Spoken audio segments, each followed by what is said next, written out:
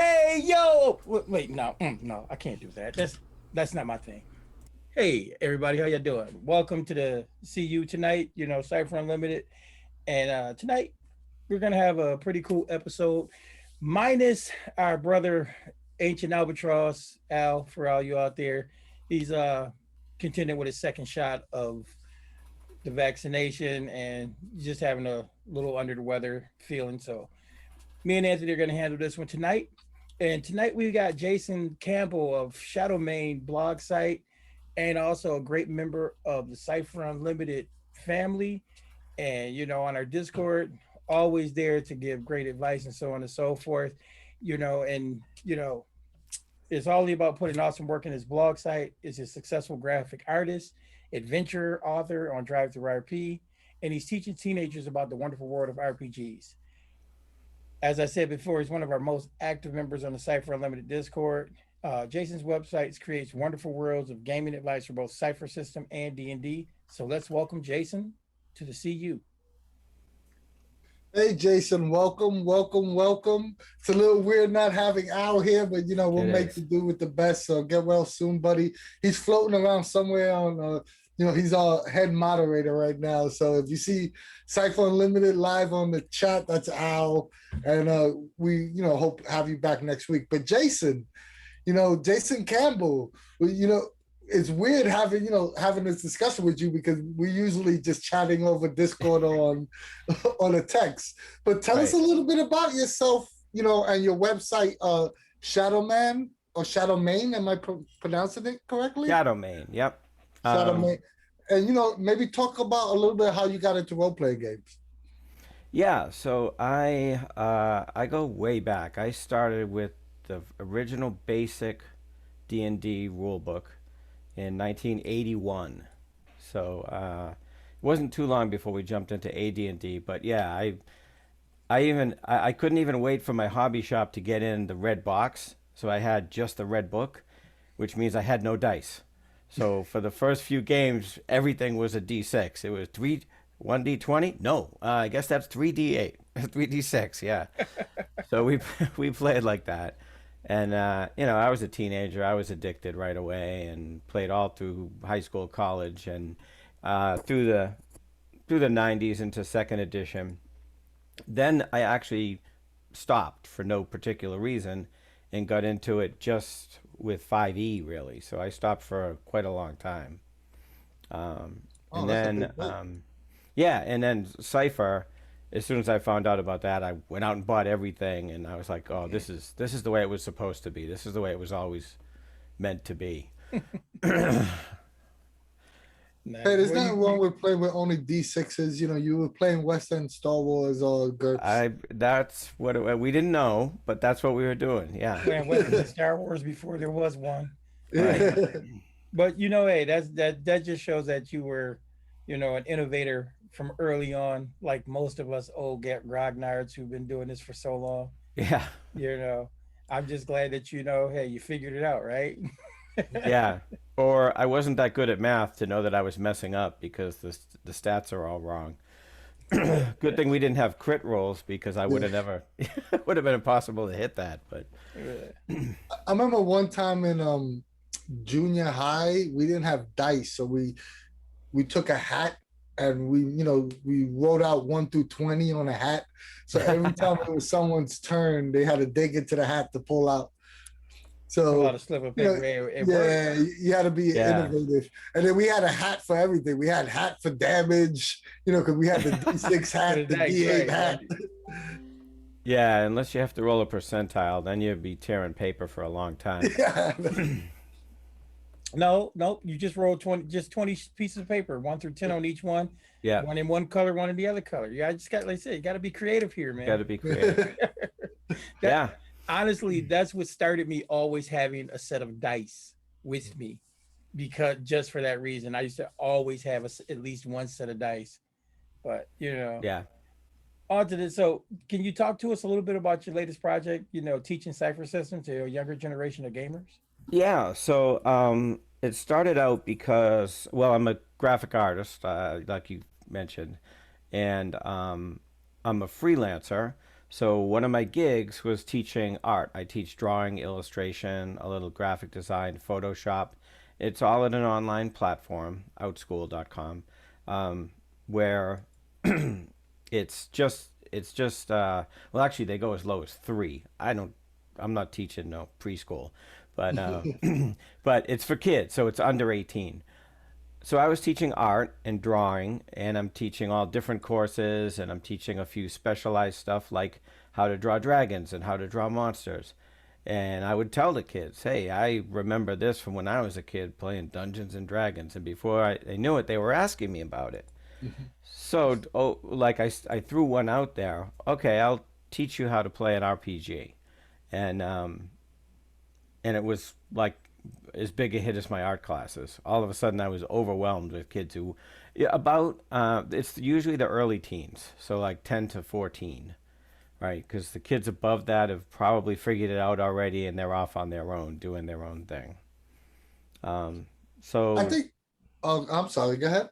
no, I was just gonna say at this point, I'm running 5 games a week, 5 classes a week as long-term campaigns, and sometimes one shots, not adventures, like even like an intro course where we just talk about the rules or talk about role playing in general or something like that.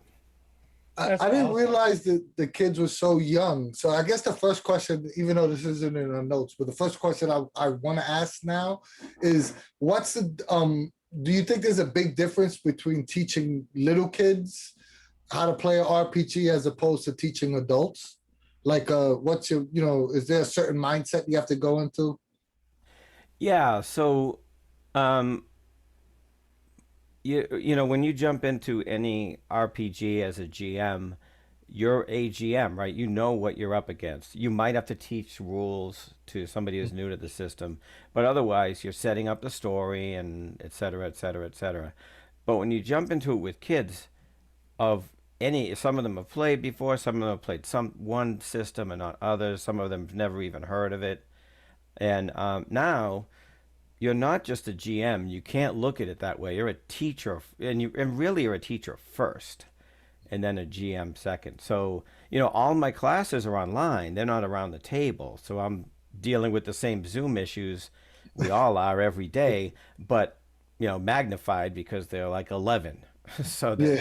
they're naturally talking over each other, and it's so anyway, I'm getting away from the point, but the point was, yeah, it's hard depending on the age group. It's different, and but you've got to realize that you're reining them in as much as anything, right? You have to say, okay, Johnny, it's Susie's turn now.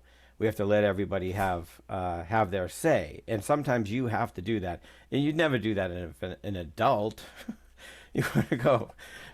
Maybe you would. Maybe Dean would. I don't know. I've only played with him once. He hardly had to shush me at all.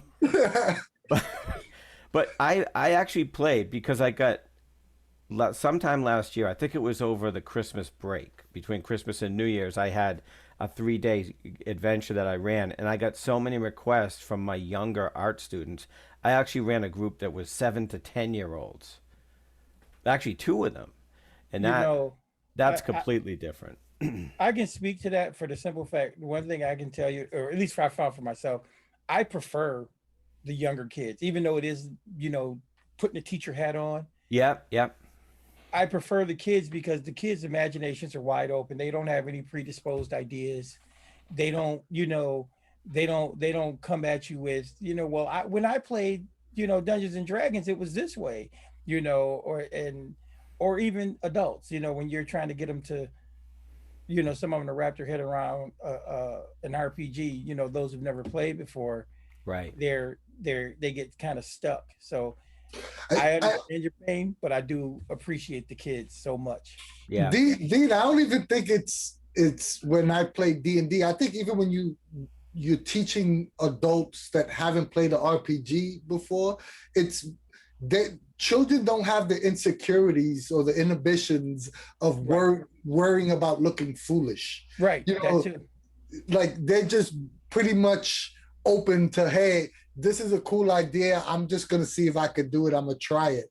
Right. With adults, they might not have that same, free will to want to just, really, get into their character.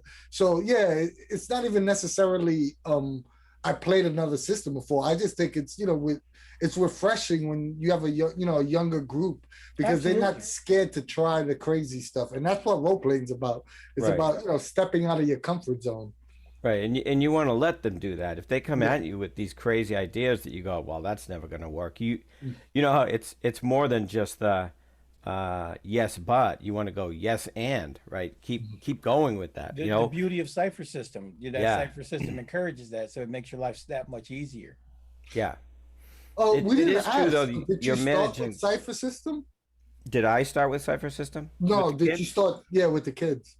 Um, no. So I already have a problem because if the kids are there because their friends or their big siblings um, are playing, they're playing Dungeons and Dragons. Mhm. So sometimes I have to lure them in that way. And then I offer a class called Beyond Dungeons and Dragons Intro to the Cypher System. So so it takes me a while. Sometimes I have to take what I can get and just rather than have no signups, I have to introduce them to it along the way. Of course, Nice. even my D&D games at this point are like cipher games, Pseudo it's like Cypher half games. cipher.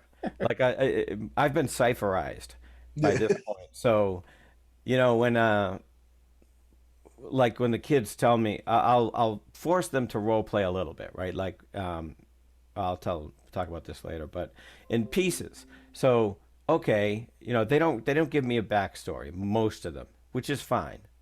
And I'm not going to force them to write 2 pages of backstory. So what I'm going to do is ask them the first game, where are you from? Are you from the big city, the forest? Are you from a small village?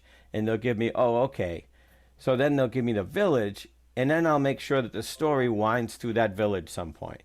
And I'll say, okay, who's the mayor of this village? And you start asking them the question. So I'm writing as little as I can, and I'm getting as much as I can from the kids. And that's where what Dean is saying comes in. These kids are not inhibited. Like sometimes you guys have run into this before. You do the same thing with an adult, and they're like, "I don't know what the name of the mayor is. You're in charge here, right?" Kids don't do that. Once they know, once you've given them the right to create, they go crazy. Yes. And at this age, that's what they need. They need to know they're empowered. And I think for a lot of kids, because the other thing I was going to say is about this age group, you're managing a lot of different personalities. So it's not as if every kid is stepping on every other kid to talk. About half the kids are go-getters. I'm going to tell you exactly what I think all the time, and they're talkative. You get the other half, right? You get one or two every class, really, like, for lack of a better word, shy kids, right, that are quiet. But if that happened in an adult group, I would probably let it go. I would probably say, well, as long as they understand the game, maybe that's where they're at. But you have to have that. You know how when you run a one shot, you have that clock in the back of your head that says, "I'm 2/3 of the way through. I gotta hit more plot points." Right? You have a different clock in your head that says, those two kids haven't talked in the last 20 minutes, and you have to force yourself to say, well, what would your character think about that? So you have to direct questions to them so that you get them involved. Oh, that's what I After was a gonna while, ask. yeah, after a while, they'll pick it up. That's what I was gonna ask. Is there like a certain technique you use to get the shy kid to, take the spotlight for a little bit? And two, is there a certain technique to, let the kid that is hogging the spotlight know that it's time to pass it to someone else without hurting their feelings? Because with an adult, you could turn around and say, hey, Dean, you've been talking for a little bit. Let's let John talk for a minute. Right. And they wouldn't get offended. But I would figure with younger children, and that might not be the case. You're right. That's the hardest part about this is it's if you can keep that clock going and understand that everybody needs to be involved and you're okay with doing that, in some ways that's easier than quieting the over talkative kids. So you need to, but I think the way that you have to phrase it has to be positive all the time. So I can't say, Dean, you're talking too much. It's Anthony's turn. I have to say, Dean, maybe it would be I think it's time that we find out what Anthony thinks about that, so we make sure everybody's on board. So Yeah, it's not this is you're doing something wrong. It's let's make sure Anthony's doing something right, and the right. kids will usually be okay with that. And I think you kind of hit the nail on the head. I think that's always the thing, is even sometimes bringing the non-talkative character person into play with the talkative one. Mm-hmm. Because sometimes having another child be the one who engages the other child is a lot easier than because it's almost like, well, Mr. Campbell's put me in this on the spot, and they may not say it out loud, but I know Right. kids have said Right. that later on, well, I feel like I was on the spot, I didn't know what to do. So if you can get somebody at the table, especially somebody they might know, to interact with them, I think you're hitting the nail on the head. And it kind of brings us like to what we were talking about offline, about the difference between teaching systems to gamers and stuff like that. Do you think do you have a system that you think is easiest, and do you have a system that you think might be the hardest to teach to new gamers or to explain? Um, I would rather teach Cypher to new gamers.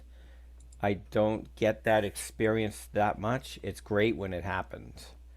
Um, but as soon as I can, if they really need to play D&D, as soon as I can, I'm going to introduce them to the Cypher system. I think some of the kids that are already bent towards min maxing, um, you know, over the top. I need to like playing it like an exotic board game or video game. Those kids, they maybe are already like bent that way, and they're more ready for D&D. But just so much of the like, just for instance, the fact that I have to keep track of 5 foot squares in 5e versus saying, are you a long way or a short way? I mean, that just makes more sense to when you're talking about an intro, right? Are you far? Are you close? That would, that kind of thing is a lot easier, I think. I'd rather teach that. I think it would be easier.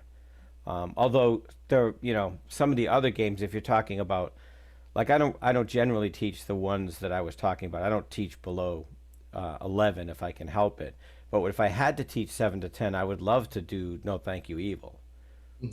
Right. But It's fascinating because I could definitely see your point.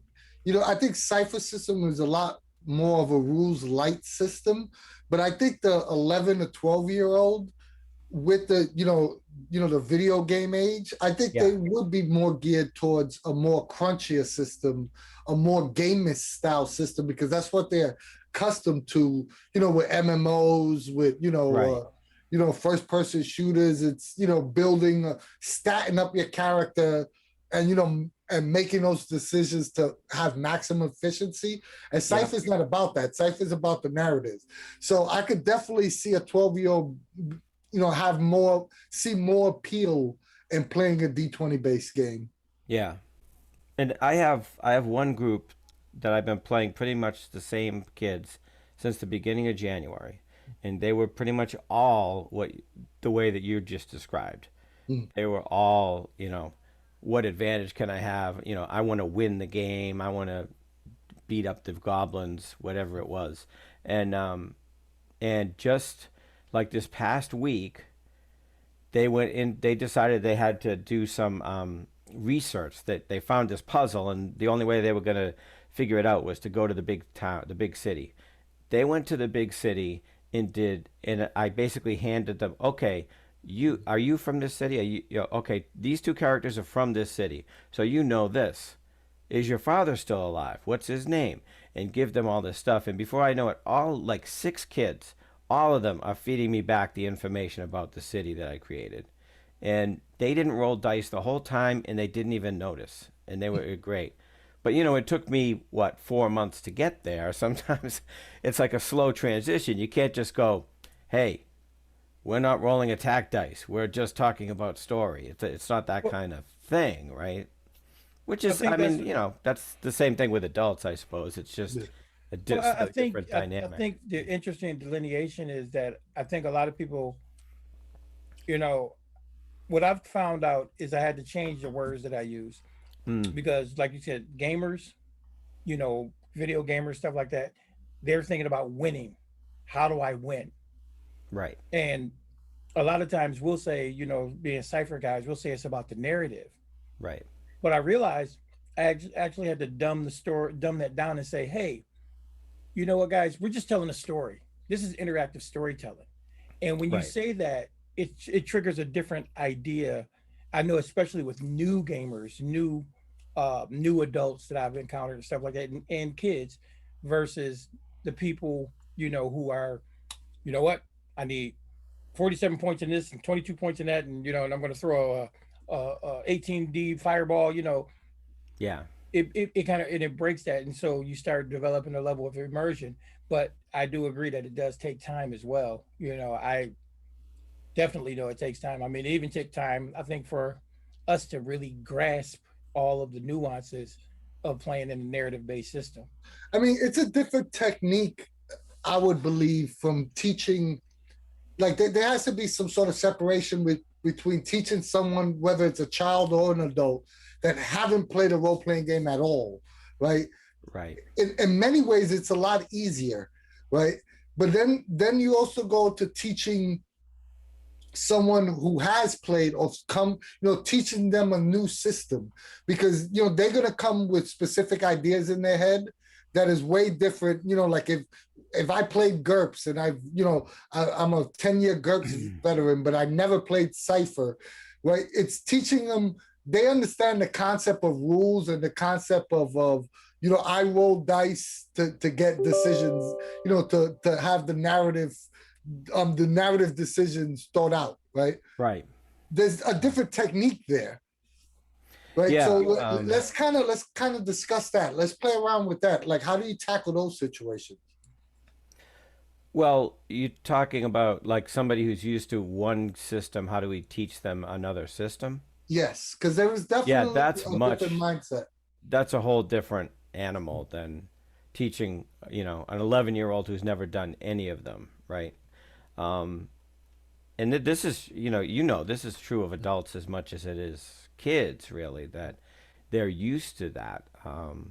When do I level up? And, how many hit points does my weapon do? What's the best weapon? And I'm like, make one up. It doesn't. It's going to be medium. It doesn't matter. You can make it whatever you want. So yeah, that's very difficult. And I've sort of been talking mostly about my classes where the kids jump into playing, and I'm teaching them about RP and the game system at the same time. But I do teach a course that's just Introduction to Role Playing. And it's mostly, it's like a really short game, like a 10-minute game, just to show them how things work. But otherwise, that's what I do, sort of like what you guys were talking about. That it's not I have a slideshow, and the first slide says there's no winning, and and that's basically what I do. And I describe it as we're all writing a story, but each one of you is only writing one character's part, and I'm writing the rest to fill it in, like what does the house look like and that kind of thing. And maybe you're even telling me what the house looks like sometimes, but I basically set up the beginning of the story, and then everybody takes a part, and we keep going. And it's much more, because that's what it is to me. It's much more like writing a script for a Broadway play than it is playing any other kind of board game that you've ever played before. Yeah, like I said, Plus, it's that interactive way you want to storytelling. emphasize the creativity, right? I mean, these are kids, and they're creative, nuclear uh, sites. So they have all this energy, and they can, if you just give them a frame to create, they'll take off. So you concentrate on the same thing, whether it's kids or adults, or is that your process just for children? I don't teach that many adults. Oh no, I do. I mean, I guess I don't teach adults at the school I teach at Mm, because it's only up to 18. mm. But like you guys, I run one shots, so I and those tend to be about half new players. Seems like we're getting new players all the time, which is great. So yeah, then I have to do that. But if they've never played a game before, yeah, that's my description is we're writing a story and everybody's just writing one person's part, Yeah. and we just But it as I all said, comes together. that's been my favorite term for the longest is it's interactive storytelling. Yeah, And I hearken it back to the days. I remember when I first got the idea of mine, it was reading those old, I know you probably remember them, Jason, choose your own path, yep, you Choose your own know, adventures. choose your own yep, adventure books, yeah. and that's Those are when I great. realized I'm like, we're telling stories. This is cool, you know. Right. But Yeah, I've got we, I was we started out talking about that reminds me. I started out talking about how I played basic back in the day. I got my website tomorrow, the shadowmain.com site. The article that comes out tomorrow is about my memories from that first summer when I discovered D&D. And I had forgotten until I started writing about it that I discovered role-playing games by reading about them in Dynamite magazine. Oh, There was this wow. magazine for like pre-teen or Yep, early I remember. it teens. I used to get it. I used to get it delivered to the house. was Yeah, it was. Dynamite and Bananas was the other one. Yeah, Yep. they were Yeah, published by Scholastic, the same people yeah. who did all the book stuff in school. And And that's where I remember, read about. There's an article, I think it's 1979. You can still Yeah. find it on the web sometimes. It's, and I was like, oh my God, I got to find out what this is. you remember how cool it was too. Just thinking about the time frame. As a kid getting mail. You know, Yeah, that you know, was. because Yeah, I had that I used to get the magazine. Dynamite magazine. I used to get highlights. Remember highlights? Yeah. Yeah. You But know, then that's how, I mean, I kept going, right? So Mm, as soon as I was done with Dynamite, I subscribed to Dragon. And then I mm. was getting that ever. yeah, Dungeon and Dragon. I used to get both of those. Yeah, Yeah. you're Yeah. taking me back, man. You're making me, I got rewind. introduced to D&D by my seventh grade English teacher. Oh, see, Well, that's that's cool. lucky. You're lucky. He That's a good it was story. funny because he noticed that we had The Hobbit as our reading material, Yeah. for a book to read. And he noticed that there was like 6 or 7 kids that after we read it, we were just fascinated with The Hobbit. We were constantly like drawing, drawing the characters out. Yeah, yeah. And then he was like, well, if you like this, why don't you try D&D? And he explained to us what D&D was. And that was all, Mr. Feimer, if you're listening, thank you. Yeah, it was actually my brother. My brother brought me the white box home. He was in the Marine Corps, Mm-hmm. and I remember him writing me a letter telling me about this game he was playing, and people were wizards and warriors, and they were facing off against, dragons and monsters and griffins, and I loved mythology, Yeah. so I knew all the stuff he was talking about, and I'm like, what, and then for my seventh birthday, he brought home the white box, and the rest is history. I was running around talking about Paladins and you know, Yeah. so But, um, Dean, before you ask your next question, there was 2 questions in the chat that directly related to teaching oh children. yeah, So I'll just I'm gonna ask those now. yeah, Uh, you, Edinburgh. you gonna ask one Yeah, oh or? yeah, at Edinburgh. He said, when kids make bad decisions, how do you guide them back to the right path? Do you let them make a mistake or help them get out of it? Uh, okay, well, I guess there's two categories of bad decisions. If a kid is like bullying, if like, oh wait, there's a family of halflings walking by and the kid is just like out and out bullying, then there are some things I just don't allow in my game. I mean, I start out my games by telling them by describing it as a teamwork thing. So I don't expect anybody to go pickpocketing your fellow players and that kind of thing. So there are certain things that I wouldn't do in an adult game that I would do there. But I think we're talking about like maybe a strategically bad decision. like the wizard runs. This happens to me. This actually happened to me 2 weeks ago. A sorcerer in one of my games went up and stabbed and said, "I'm gonna jump on the back of that big monster and stab him with my dagger." And I'm like, dude, well, I didn't say it this way, but I'm thinking, do you see that list of things that says spells at the top? What do you don't? This was in D&D, not Cypher, but anyway, so I try to hold their hands a little bit. I mean, I can only do. I don't want to take. I hold their hands up to the point that they would feel I'm taking choice away from them because I can't do that. Do you allow would- takebacks? Do I allow what? Like takebacks, like they'll Yeah, say they I want to have do to. something. Yeah. I had one kid in another game who there was like described this cavern and there was a big pit in the middle of the cavern, and they were like, "I throw a rock in," and I said, "You don't hear it hit the bottom." And one kid is like, class clown, "I'm gonna jump in," and I said, "No, let's retro that because this thing is like 500 feet deep. One of the most dangerous things you can do in any RPG is fall. That's where you take a lot of damage." So, so yeah, I'll give them the chance. I don't want to. You don't want to make them. You want to make it think that you're taking their choice away. You also don't want to make it unfair to the other players. Like if somebody is consistently purposely making bad choices and you give them a chance to, that's not fair to the other kids who are thinking about their decisions ahead of time. So it's like I said before, it has to be positive. So you've got to find a way to say, is that what your character would want to do given this? And you sort of reframe the question, right? Like, considering that that rock never hit the bottom, are you sure you want to jump into that pit? You know, and that way you're putting it back in their hand, and they're still making the decision, even though you're basically nudging them very strongly. Not to do it. That works. Techman asks, do the kids bring up their favorite fantasy worlds they think about, if any? Like in a D&D game. Yeah. Sometimes they do. I don't get a lot of, you know what's one thing I get? I get a lot of Zelda. I've had multiple players name their characters Link.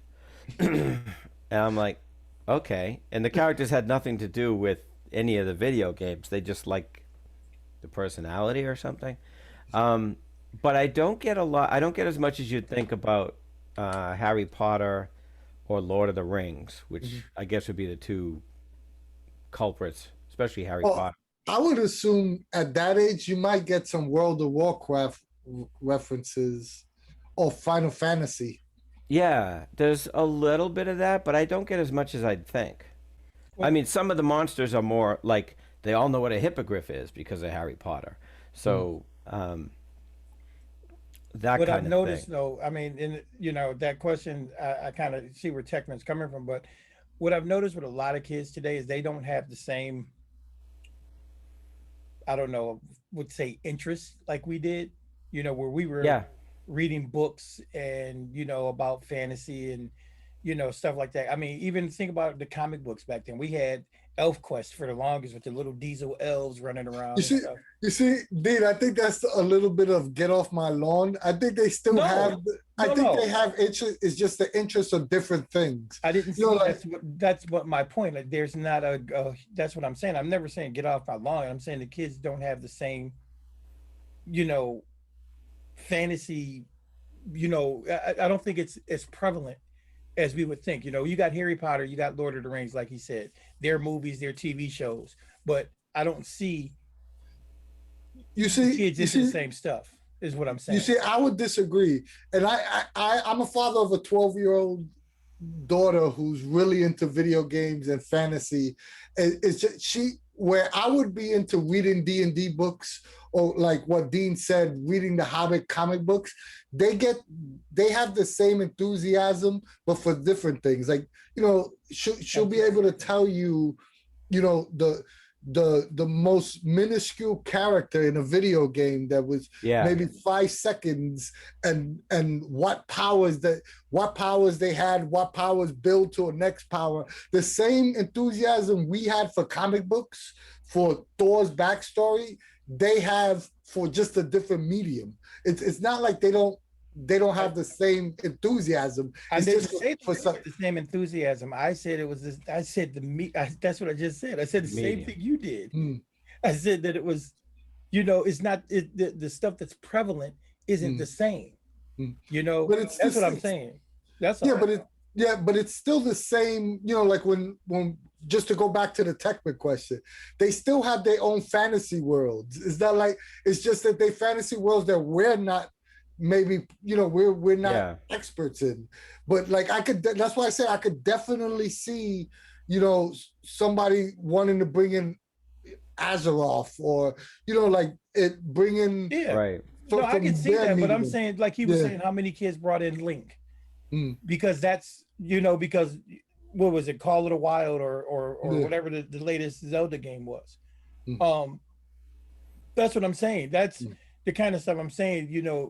The level of prevalence. Your daughter Mm. is very enthusiastic, and you know what? You're her father. Mm. I mean, and that plays a lot into it too. What their influences are, and I'm saying I think the children's influences are just different Mm. depending on who their parent is and so on and so forth. Because all my kids were a little weird. Considered a little weird. Different kids because of what they were into because of me, and what I would expose them to. But I then, don't I don't you know, consider it weird. I think no, I don't either. I don't either. But I'm saying that's the labels that society will throw out there, or people will make. Not anymore. Yeah. But so let's go back to the next question. Jason, you are a wealth of knowledge in tabletop gaming, and you're a pretty accomplished graphic artist. Um, how does your skills in art help you, with your interest in RPGs, or if they do or don't? Um, I think when I was younger, it sort of they fueled each other because I was 18 or 16 or whatever I was, and there I am. I still have some of them around here somewhere.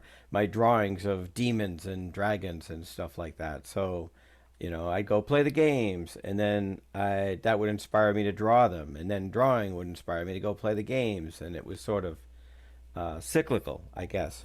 But now I think it's much more technical. Like I have a module out there. It's actually a 5e module, so I think it's on RPG, Drive Through RPG. What's But it called? when does it come out? Yeah. It's already out. It came out a couple of months ago. And what's It's it called? just it's called, oh, what is it called? Now you made me blank because I changed the title.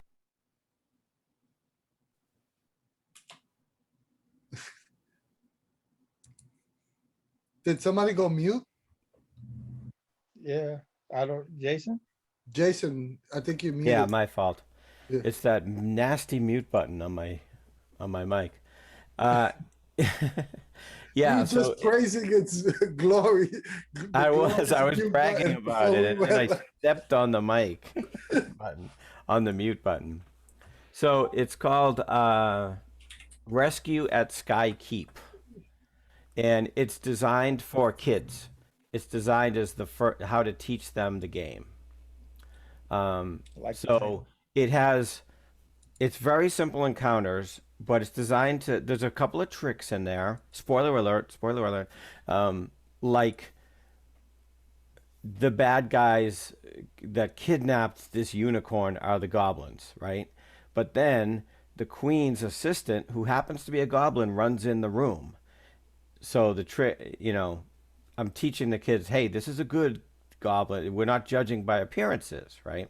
So in that case, there's it lays out all the traditional things like a module does, and then there's GM notes that say, by the way, this is why that's in here, and with kids, you might want to play that this way. So that's out there. But anyway, the whole reason I brought that up was because I had to do my own artwork because I'm a graphic artist, and I had to do my own layout. So I ended up doing the whole thing myself. So Sweet. I don't know if that's a good or bad thing. Well, I'm gonna go buy it now just to support you and check it all out because it sounds Oh, I'm Oh, awesome. I sorry. appreciate that. Now I'm muted. You did the cover, right? Because I was. Yeah. Oh, I did the whole thing. Yeah.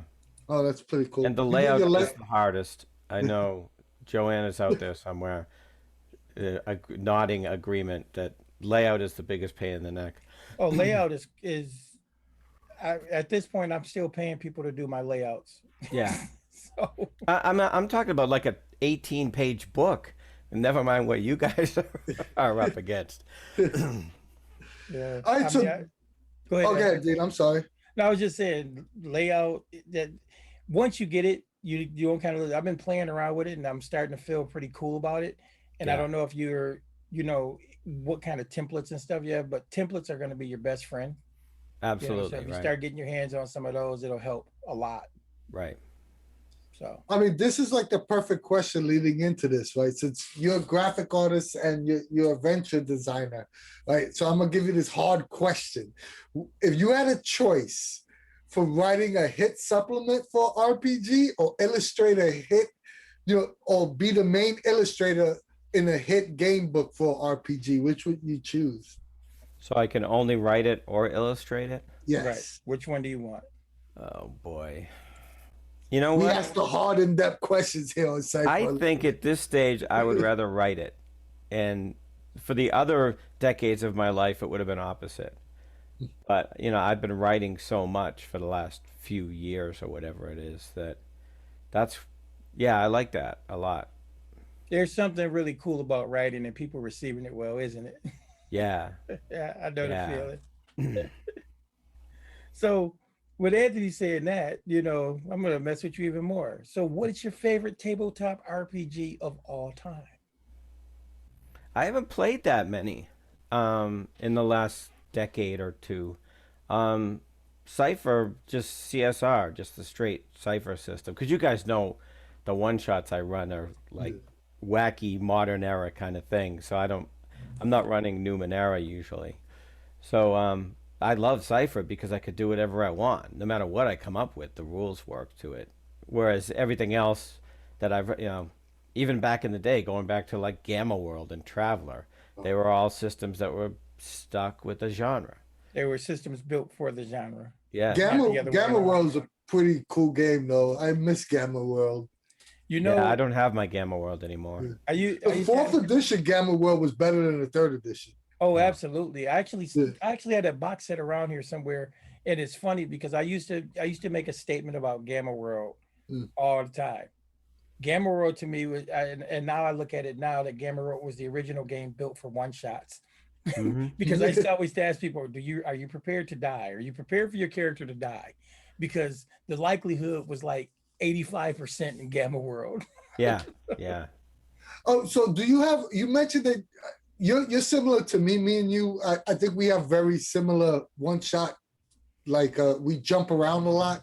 Yeah. Like we move from like genre to genre, but stay in the one shot crazy area. But do you have a favorite setting in the Cypher system out of the published settings? Uh, I like the horror settings best. So what was the one that Bruce did or Stay Alive. Sean? Yeah, Stay Alive. Is that Sean or Bruce? I That already was forgot. Sean. That's Sean. Yeah. All right, that was phenomenal, and I keep rereading that because I mean I guess it's not a setting, but I keep rereading it It does have a setting in the end of the book though. A Yeah. vampire setting. Yeah. The book, because it you know what? influences everything else that I do. You know what was kind of funny that you say that, Jason, because honestly, that is my favorite book of the latest books that have come out.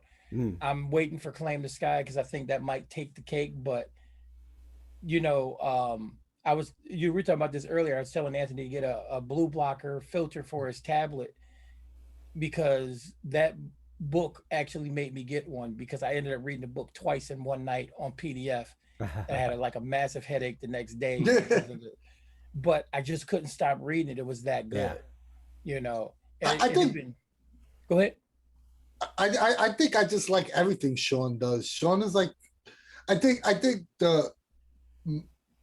I think Monty's like he's the best overall like idea guy, but I just love the way Sean structures a book.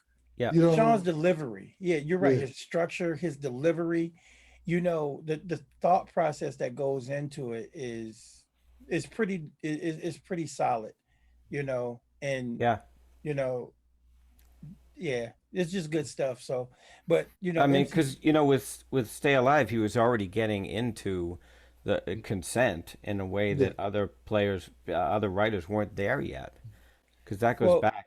it was because of Stay Alive that the consent and gaming document happened because Yeah. that Yeah. was actually supposed to be a chapter in the book, Yeah. and they were like, you know what, we need to pull this out and Right. make it its own thing, and that's pretty cool that they did that. So, Oh, yeah. Yeah. that's actually a good question to ask. Do you use the consent form with children? No, I don't have a form, but when you sign up for my class, there's a lot of details like these. This is what we're doing, and my description of the classes is really in depth. Like this is exactly what we're going to do, and I'd say, look, you know, if it's a medieval setting that we're playing, there's going to be some violence, but it's cartoony. So not cartoony. That makes it seem backwards, but Mm. uh, we don't dwell on it. I guess is the way that I put it. That it's not. It's simulated by die rolls, and we don't dwell on that. We dwell on the story. So I'm not going to describe, somebody's head getting chopped off or something like that in a kid's game. You give them There's Power also, like I said, Rangers, there's a lot more things that I would completely bar in a kid's game. right? You know, nobody's torturing anybody. There's no slaves in any of these places. Just things like that. So, Yeah, I could definitely see that. Even having an abridged version of, Yeah. what are you scared of prior to, and having them listed might be helpful. Right.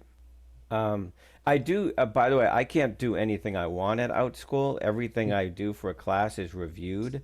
And if I don't provide enough details, they'll Yeah. come back to me and say we can't publish it without more details. And if I provide the wrong details, they won't publish it. So it's not just me, too. If I was, I don't. I think I know what I'm doing. But if I didn't, you couldn't just go out there on this platform and do something scary for 10-year-olds. right. What, you can't have Cthulhu horror for 10-year-olds? What No, kind of you got world are we living in? I know. I don't even, I'm sure they're going and doing that on their video games at home, but then it's their parents.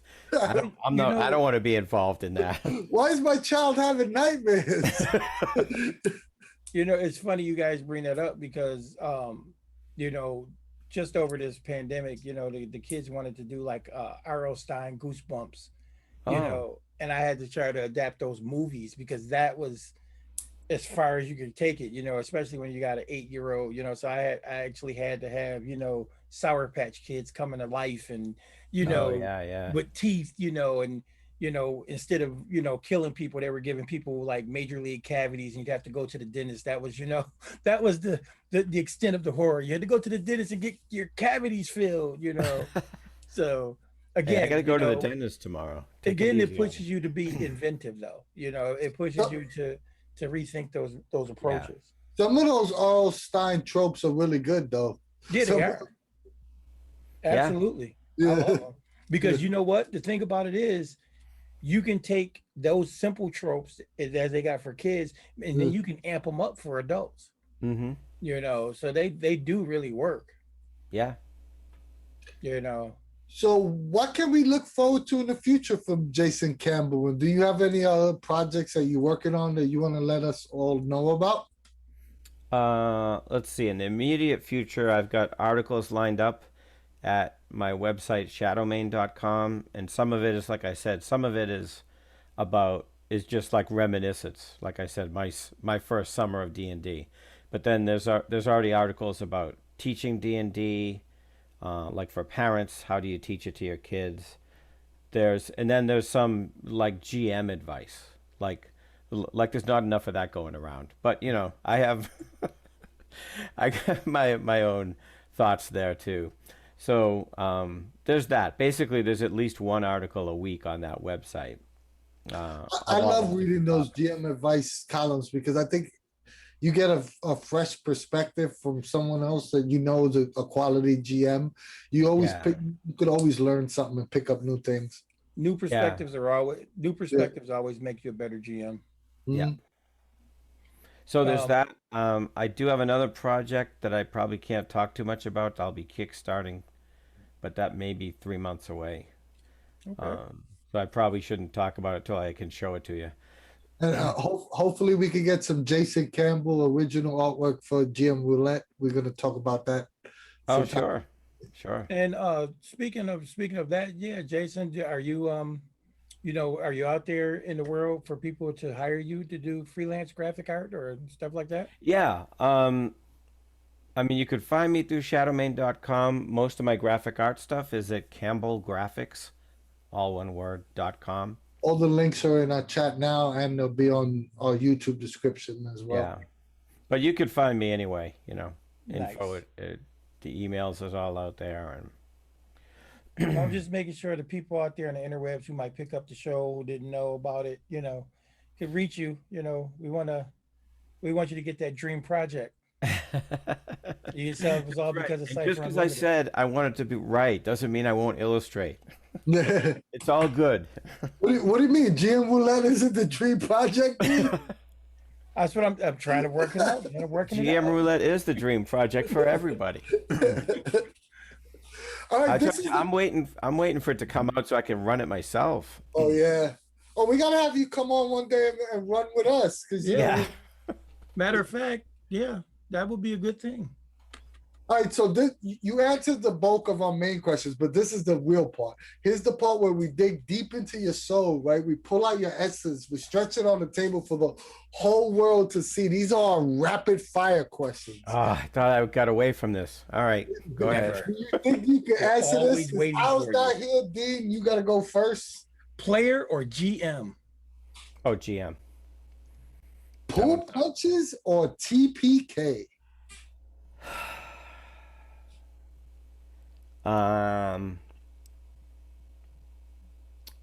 Oh, rapid fire, right?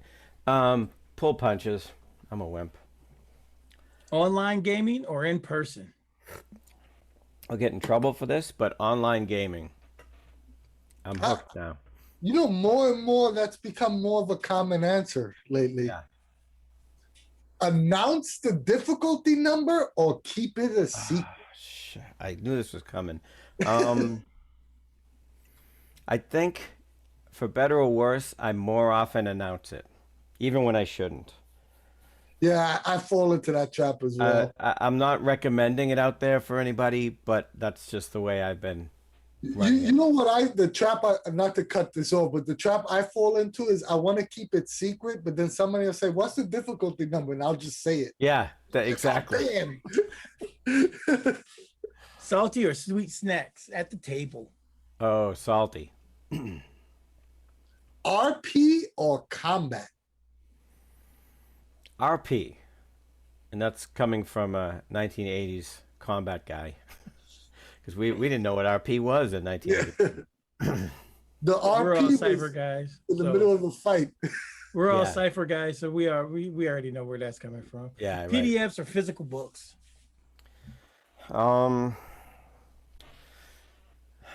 PDFs, if I had to choose. Really, I want both.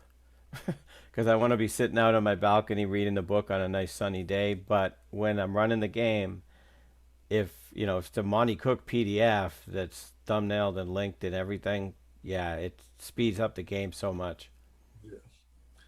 Pen and paper notes or digital notes? No, digital. I've gone that way a long time ago. Pre-written adventures or original content? All I run is original content. Nice. All right. Well, you have made Ooh, it. you survived. I survived, You sort made of. it. You made it. So, first of all, Jason, you know what? This has been a blast. Love talking to you. You're of the body because you got me and Anthony, going at it, which Yeah. Go out doesn't in take every much. episode. That doesn't take much. Shtick. That's a win right there. A win. Oh man.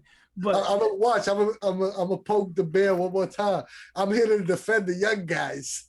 I'm poking the bear. you're not Well, that young. you're outnumbered though. You're not that young. I'm well past 45, and I'm like the young guy. Let's say you're not that young. I mean, you're younger than I'm me. But you're 21 not that at heart, though. So, again, it's been a great episode, great show as usual. Jason, definitely come back, hang out with us. Come do a session of GM roulette. Get your feet Sure. wet before the product hits the market. As Anthony said, we're going to talk a little bit once this goes off about maybe getting a piece or two of original Jason artwork for the book. It'd be something cool.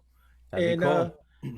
Anthony, I know you have something to talk to everybody out there in the world. Before we even go there, where can you be reached at on social media? Could you share your social media links for everybody watching?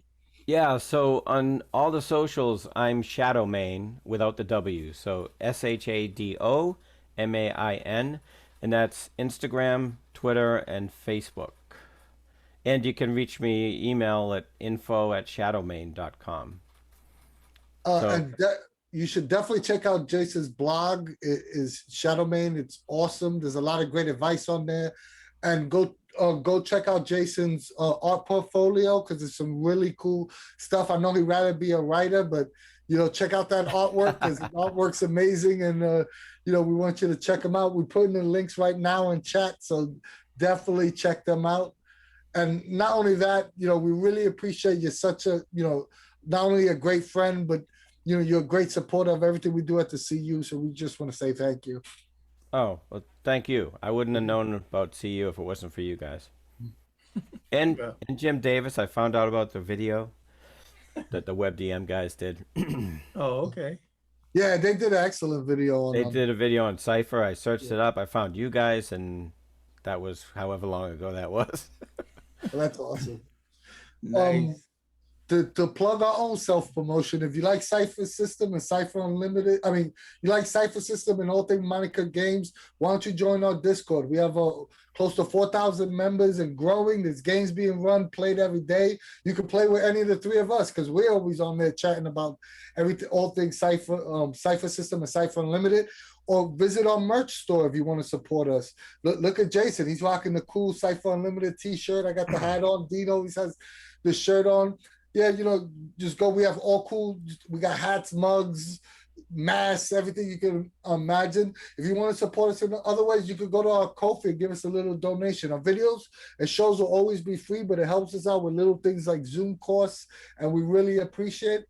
Last but not least, give us a follow on Twitch or YouTube. Go to our YouTube channel, give us a follow there. We're trying to build up subs there. And if Discord's not for you, join our Facebook group. We have couple hundred people there chatting about all things Cypher System and Monty Cook Games, and we'd love to have you there as well. Whew, I'm out of breath. You want to cut us out of here, Dean? So yeah, I can at least say this part. I know because hey yo ain't my thing, but you know what? Here at the Cypher System, we will all Cypher Unlimited. We'll always. One job, Dean. I messed it up. I know. Look at that. We'll see you later. So how about that? For us at the CU, we'll see you later.